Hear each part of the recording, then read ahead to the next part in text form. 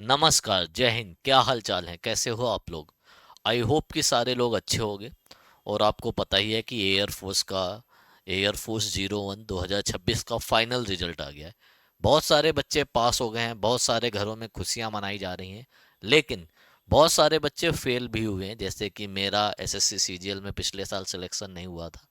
और वो दर्द मैं समझ सकता हूँ कि जो बच्चे फेल होते हैं वो कैसा फील करते हैं। वो सारी चीज़ें मैं झेल चुका हूँ, ठीक है, तो मुझे पता है आप लोग कैसा फील कर रहे होगे। तो अब आप लोग आगे क्या करोगे?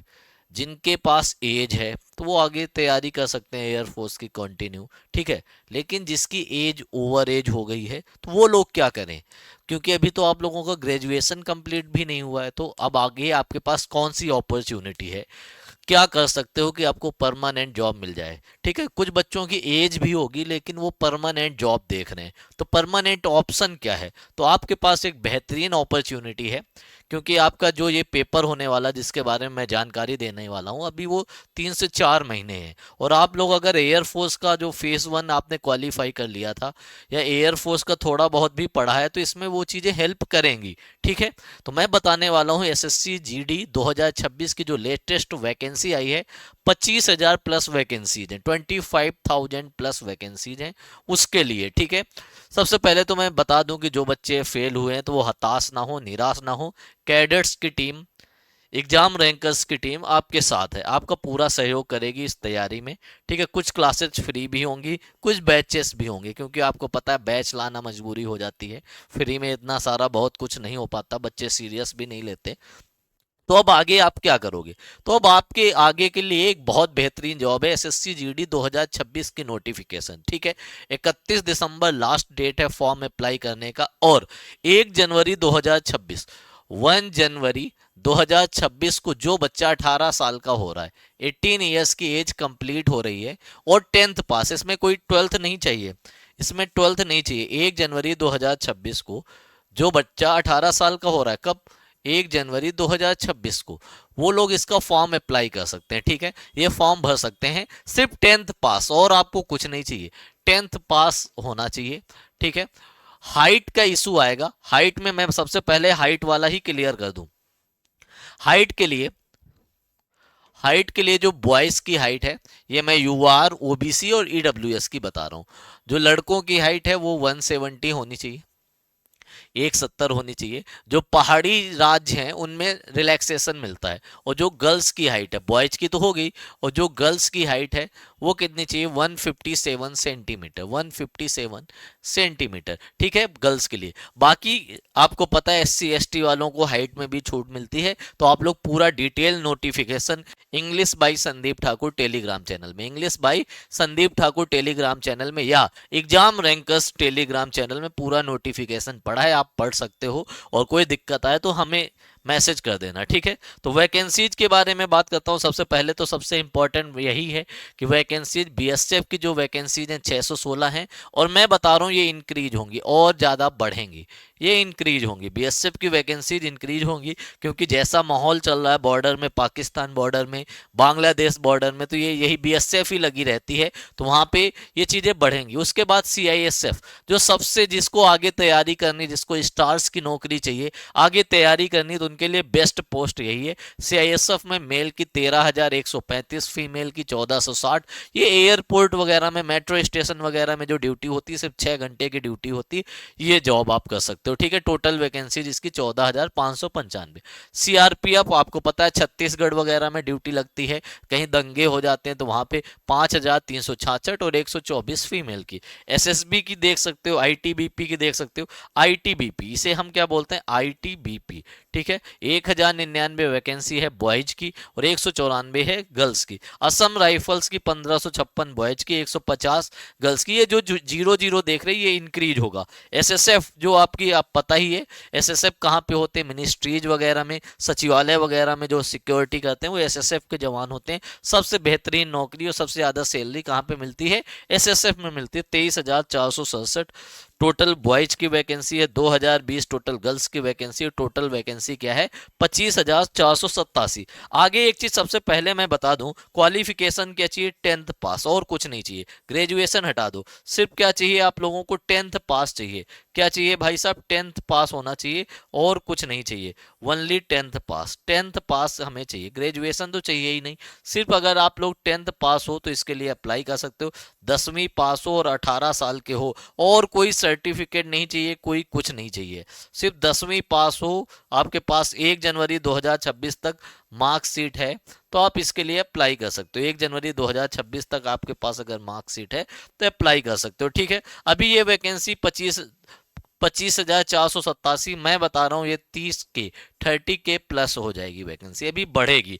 जैसे कि आपको पता है एमटीएस में इंक्रीज हुई, सीएचएसएल सीजीएल में इंक्रीज हुई, इसमें भी होगी। सबसे ज्यादा जरूरी चीज परमानेंट जॉब है, परमानेंट जॉब है, ठीक है। जब तक आपकी एज 60 साल नहीं हो जाती तब तक आप ये जॉब कर सकते हो, ठीक है। और तब तक आप इंस्पेक्टर भी बन जाओगे क्योंकि प्रमोशन भी होते हैं। सैलरी, सैलरी जो एर्थ पे कमीशन जो 1 जनवरी 2026 को लग जाएगा, उसके हिसाब से आपके पास शुरुआत में ही 50,000 प्लस आपकी क्या आएगी, सैलरी आएगी शुरुआत में ही। बाकी आपको मेडिकल फैसिलिटी वगैरह ये सारी फैसिलिटी इसमें मिलेगी। अब आगे चलते हैं, इसमें आपको क्या क्या डॉक्यूमेंट्स चाहिए, आपका सिग्नेचर होने चाहिए, आपके पास आधार कार्ड होना चाहिए, क्लास 10th का मार्कशीट होना चाहिए, फोन नंबर और जीमेल आईडी अपनी ही लगाना, कैफे वाले के न लगा देना, बाद में दिक्कत आती है। एज लिमिट, मिनिमम एज कब कितनी होती है, 18 साल। कब तक, 1 जनवरी 2026 तक आप कितने साल के हो जाने चाहिए, 18 साल के, ठीक है। बाकी ओबीसी वालों को 3 साल का एज रिलैक्सेशन है, 18 से 23 साल, 1 जनवरी 2026 को 18 से 23 साल के बीच में आपकी एज होनी चाहिए। और एससी एसटी वालों को, आपको पता है एससी वालों को 5 साल का एज रिलैक्सेशन मिलता है, ठीक है भैया। और अप्लाई डेट 1 दिसंबर 2025 जो निकल चुका है, और 31 दिसंबर 2025 तक आप फॉर्म भर सकते हो। अब आते हैं इसके सिलेबस में, तो इसमें 4 सब्जेक्ट आते हैं, 4 पोर्शन आते हैं, 20-20 क्वेश्चन के, 40-40 नंबर के, ठीक है। टाइम कितना मिलता है, 1 घंटे का मिलता है। रीजनिंग 20 क्वेश्चंस आते हैं, 40 नंबर के। तो रॉबिन सर से जो इंग्लिश रीजनिंग पढ़ता है उसको पता है कि रप्पा रप्पा काट देते हैं रॉबिन सर। जीएस आपके अक्षय सर, आपको पता ही है, जीएस प्रिंस का नाम तो आप लोगों ने ही दिया था। 20 क्वेश्चन आएंगे 40 नंबर के। मैथमेटिक्स फिर से रॉबिन सर वाली मैथमेटिक्स आएगी, अरिथमेटिक आएगी, बिल्कुल लप्पू सी आती है। एयरफोर्स से थोड़ा ज्यादा ज्यादा मेहनत नहीं करनी, थोड़ा और ज्यादा, एयरफोर्स से थोड़ा ज्यादा मेहनत करनी, बस थोड़ा सा ज्यादा। 20 क्वेश्चन 40 नंबर के। और इंग्लिश और हिंदी में आपके पास ऑप्शनल है, जो बच्चे इंग्लिश से पेपर देना चाहते हैं 20 क्वेश्चन 40 नंबर के, हिंदी से पेपर देना चाहते हैं 20 क्वेश्चन 40 नंबर के। तो ये पेपर आपका 160 नंबर का होगा। जो नॉर्थ स्टेट से हैं, नॉर्थ से बिलोंग करते हैं, जो नॉर्थ इंडिया के लोग हैं, मैं बता रहा हूं उनको 160 में 130 के आसपास स्कोर करना है, ठीक है। जो वैसे राज्य से हैं, नॉर्थ ईस्ट वगैरह से, उनकी तो कट ऑफ बहुत कम जाती है। नॉर्थ में भी जम्मू कश्मीर, हिमाचल प्रदेश, लद्दाख, इन 3 स्टेट्स की कट ऑफ कम जाती है। हाई कट ऑफ किसकी रहती है, यूपी, एमपी, हरियाणा, मध्य प्रदेश, बिहार और राजस्थान, इन राज्यों की कट ऑफ थोड़ा ज्यादा जाती है, ठीक है। लेकिन वैकेंसीज भी बहुत हैं, स्टेट वाइज वैकेंसीज भी बहुत हैं, ठीक है। वो भी मैं आपको किसी वीडियो में बता दूंगा। अब आते हैं पिछले साल क्या क्या कैसे आया था, कौन से टॉपिक से कितने क्वेश्चन आए थे। हिस्ट्री से 4 से 5 क्वेश्चंस आए थे, ज्योग्राफी से 3 से 4 क्वेश्चंस आए थे पिछले साल जो पेपर हुआ, पॉलिटी से 2 से 3, साइंस से 4 से 5, करंट अफेयर से 5 से 6 और 6 से 7। कुछ कम ज्यादा भी हो जाते हैं। अब ये ना जोड़ना कि भैया जोड़ के ज्यादा, कभी हिस्ट्री कम हो जाएगी तो जियोग्राफी बढ़ जाएगी, ऐसे कम ज्यादा होते रहते हैं। 7 2 9 4 13 5 18 6 24, ऐसे 24 हो रहे हैं। लेकिन इसमें +-1 करते रहो, ये कम ज्यादा भी हो जाते हैं, ठीक है। ये किसी शिफ्ट में 6 से 7 क्वेश्चन आ जाते हैं तो किसी में 5 ही आते हैं। टोटल क्वेश्चन कितने आते हैं, 20। तो आपको किस पे ज्यादा ध्यान देना, स्टैटिक जीके पे ज्यादा ध्यान देना, करंट अफेयर्स पे, साइंस पे, और किस पे ज्यादा ध्यान देना। सारी ही चीजें अक्षय सर कराएंगे, लेकिन ये 3 चीजों में आपको ज्यादा ध्यान देना है, इन 3 चीजों पे आपको ज्यादा ध्यान देना है। अब बात करते हैं मैथमेटिक्स की। तो मैथमेटिक्स में SI CI, simple interest, compound interest के 2 से 3 क्वेश्चन, प्रॉफिट लॉस के कितने आते हैं, 2 से 3, मेंसुरेशन के 304, वो भी फार्मूला बेस, फार्मूले से, सिर्फ फार्मूला, ठीक है, फॉर्मूले के अकॉर्डिंग आते हैं, रेशियो प्रोपोर्शन के क्वेश्चन आते हैं। ये टॉपिक्स हैं जो आपके पेपर में पूछे जाएंगे। लगभग सारे टॉपिक्स आपने पढ़ा होगा। लेवल एयरफोर्स से थोड़ा ज्यादा रहता है, ज्यादा ज्यादा नहीं, बिल्कुल सीरियल लेवल नहीं आता, एयरफोर्स से थोड़ा ज्यादा आता है। ठीक है, ये सारी चीजें हैं। फिर हम बात करते हैं रीजनिंग, सॉरी इंग्लिश या हिंदी की। तो मैं तो इंग्लिश पढ़ाता हूँ, तो इंग्लिश के फिल इन द ब्लैंक्स के 3 से 4 क्वेश्चन, सेंटेंस इंप्रूवमेंट के 2 से 3, एरर के 2 से 3 क्वेश्चन ही आते हैं। 1-2 शिफ्ट में 5 क्वेश्चन आए थे। ईडियम्स के 2 क्वेश्चन, सिनोनिम्स के 2, antonym 2, one word substitution 2, spelling mistake के 1 से 2 क्वेश्चन आते हैं।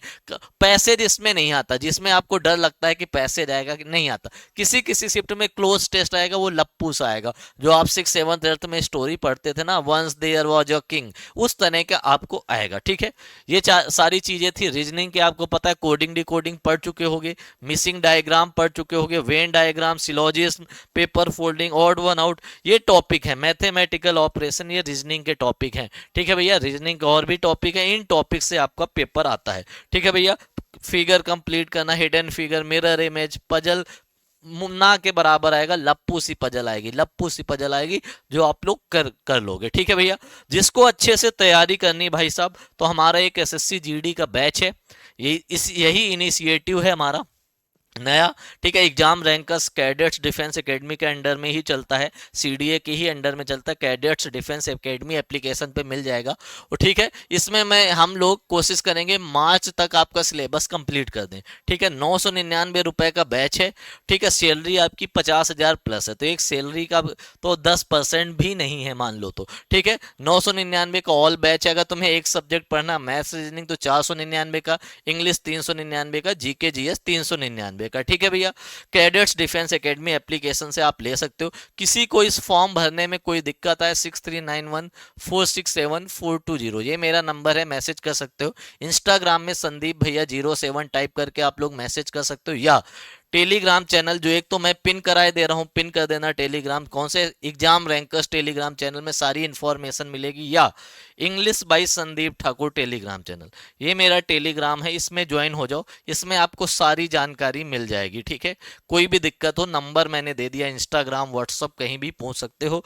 और भी हमारे एसएससी के बैचेस हैं, 999 का है जो एसएससी रेलवे की अगले साल की तैयारी करना चाहते हैं, कैडेट्स डिफेंस एकेडमी एप्लीकेशन पे आपको मिल जाएगा। इंडिविजुअल बैच भी ले सकते हो जिनको एक ही सब्जेक्ट पढ़ना है।